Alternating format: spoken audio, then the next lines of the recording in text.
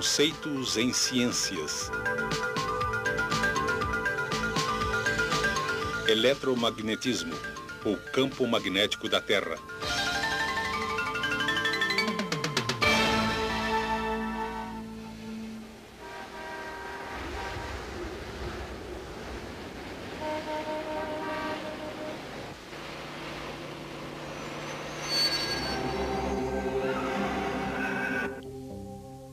Neutralizando todos os campos magnéticos, seres de outros planetas poderiam parar toda uma cidade.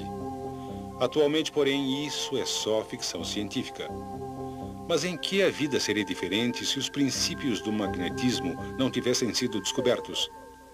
É certo que carros como os que conhecemos não existiriam. Não existiria o motor de partida, nem faróis. E, mais importante, nem o rádio. Não existiriam lâmpadas elétricas e nada que funciona com a energia de usinas convencionais. Sem elevadores, só os mais preparados poderiam morar acima do terceiro andar e não existiriam arranha-céus. Sorte nossa que o magnetismo foi descoberto. Já em 550 a.C., os gregos sabiam que o mineral que ocorria naturalmente, denominado magnetita, tinha uma misteriosa atração pelo ferro. O mineral recebeu o nome magnetita porque foi encontrado originalmente perto de Magnésia, na Turquia. Em 1050 d.C., já se sabia que um pedaço de magnetita suspenso no centro gira gradualmente até apontar na direção norte-sul. Logo, marinheiros passaram a usar a magnetita para a navegação. As primeiras bússolas eram feitas de magnetita fixada a um pedaço de madeira, flutuando na água para poder girar livremente. Esses misteriosos pedaços de pedra deram um enorme estímulo à navegação marítima. Também ocorreram outros desenvolvimentos. Em 1269, Petrus Peregrinus, um cruzado francês, talhou uma esfera de magnetita. Polvilhou-lhe malha de ferro na esfera e observou que ela se dispôs em linhas. Estas linhas conectavam dois pontos na esfera que ele denominou polos. As linhas formadas pela limalha de ferro indicam a orientação norte e sul do campo magnético. Assim, uma bússola, colocada em qualquer lugar na esfera de magnetita, se alinhará com o campo magnético. O campo magnético, ao redor de um ímã, pode ser facilmente visto, cobrindo o ímã com papel e espalhando limalha sobre ele. A gravidade restringe a limalha ao plano do papel e o atrito impede que ela se mova para os polos do ímã. No espaço, quase sem a influência da gravidade, o padrão formado pela limalha de ferro toma um novo aspecto.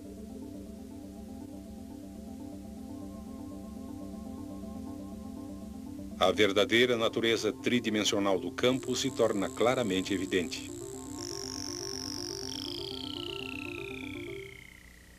Porém, sem a força do atrito, a limalha migra rapidamente para os polos. Durante o século XVI, as bússolas se tornaram cada vez mais complexas, mas os exploradores ainda acreditavam que havia enormes montanhas de magnetita no Ártico que atraíam as agulhas das bússolas. Em 1600, William Gilbert, cientista inglês, concluiu que todo o planeta era um enorme ímã com um vasto campo magnético estendendo-se entre dois polos. Mas qual polo magnético deveria estar no topo do globo? Sabemos que o polo norte de uma bússola aponta para o norte. E também sabemos que os polos opostos se atraem. Portanto, como o polo magnético no Ártico atrai o polo norte de um ímã, o polo ártico deve ser de fato um polo sul. E o polo magnético antártico, um polo norte.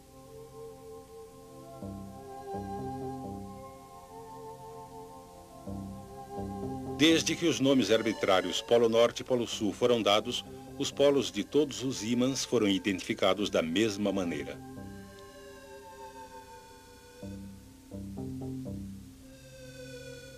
Por esse motivo, o polo ártico da Terra é considerado o polo sul de um ímã. Em outras experiências, Gilbert aqueceu um ímã até ficar vermelho e descobriu que ele perdeu suas propriedades magnéticas. Com seu núcleo fundido, o interior da Terra também é extremamente quente e, portanto, sabemos que ele não funciona como um grande ímã. Mas sabemos que os polos magnéticos certamente existem. Diz uma teoria que é o núcleo de ferro líquido eletricamente condutor que gira em relação ao manto, que causa o campo magnético norte e sul da Terra.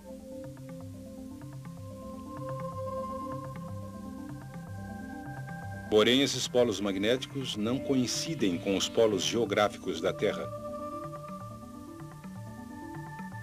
Os polos geográficos são simplesmente as duas extremidades do eixo ao redor do qual a Terra gira e não são diretamente relacionados aos polos magnéticos.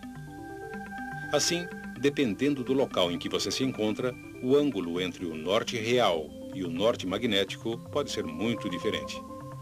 Por exemplo, se você vive em Eureka, no noroeste do Canadá, o ângulo entre o norte verdadeiro e o norte magnético é de 98 graus.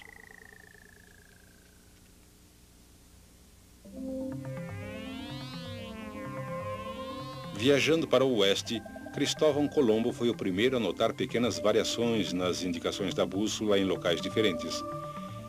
Ele determinou o sentido norte usando o Sol e as estrelas. E então comparou com o sentido da sua bússola.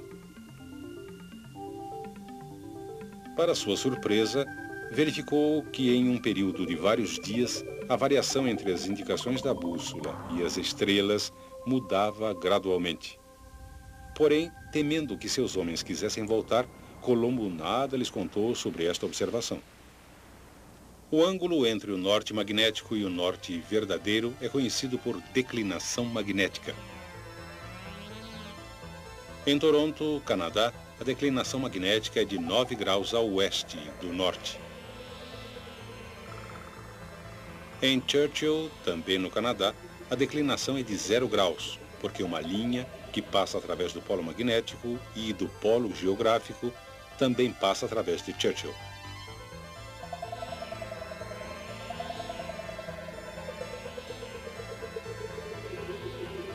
Porém, a declinação em um local específico não se mantém constante, porque a localização dos polos magnéticos norte e sul não é fixa.